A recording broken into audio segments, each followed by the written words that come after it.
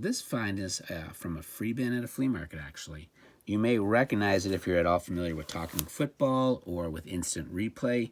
Instant Replay, you were able to put little records into something similar to this and hear directly play-by-play. With Talking Football, it allowed you to understand what the outcome of your play was. This is different because while most of the players had a place right here in which to put the records, this is permanently here, and you can press play, but you can't even press reject.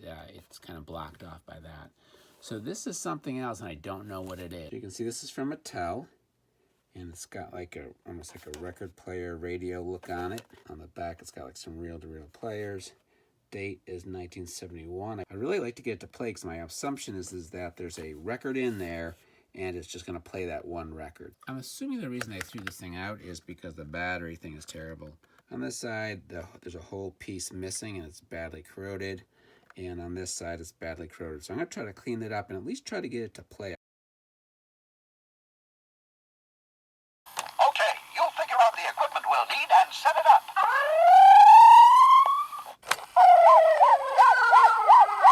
We'd better set up the intensive care unit fast. This is a bad one. Rig up the stretcher to the crane fast. Take the walkie-talkie and set up a command post over there. We've got to get there fast. Let's go. Kind of funny that the siren almost sounds like a hurt cat or something. So it's obviously, it's like a fire rescue kind of thing, right? So I'm gonna do a search eBay, and I put in Mattel 1971 and rescue. And what will come up is this, Big Jim Rescue Rig. If you're not familiar with Big Jim, he is Mattel's answer to Hasbro's Big G.I. Joe.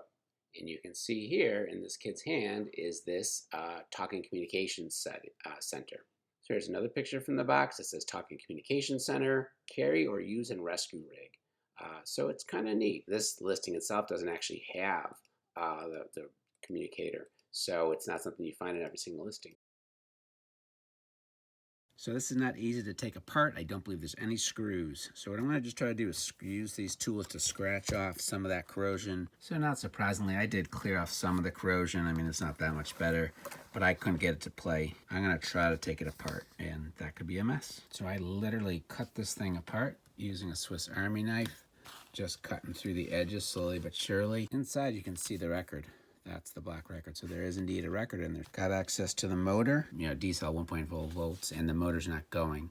So the motor is almost certainly frozen. So I'm going to pull that and see if I can get it spinning. The motor is turning now. I pulled it out.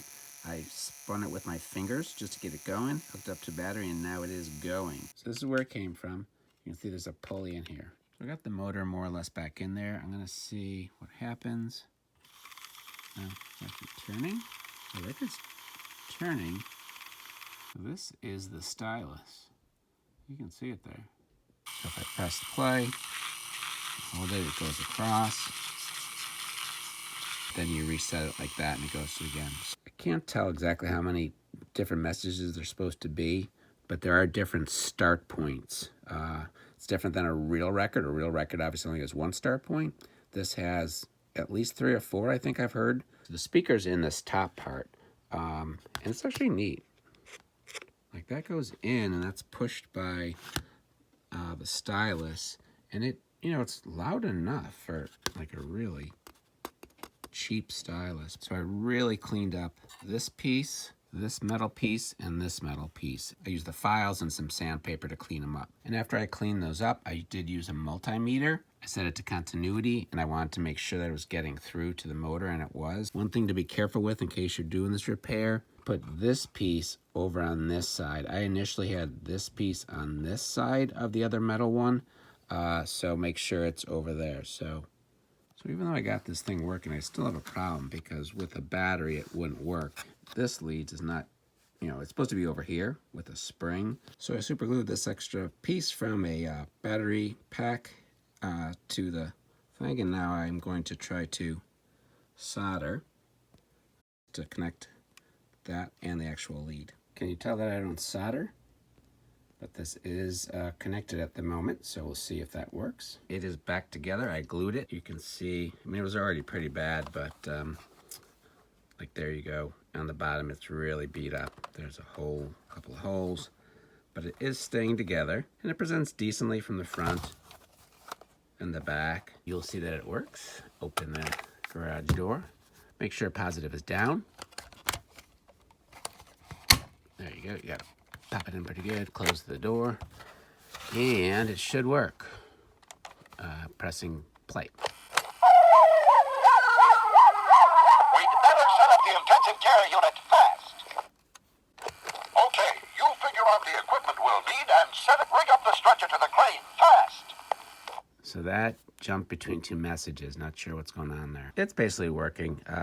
Again, it's not perfect, clearly. I don't know if that jumping between messages is something that used to happen on the original or not. I never had this.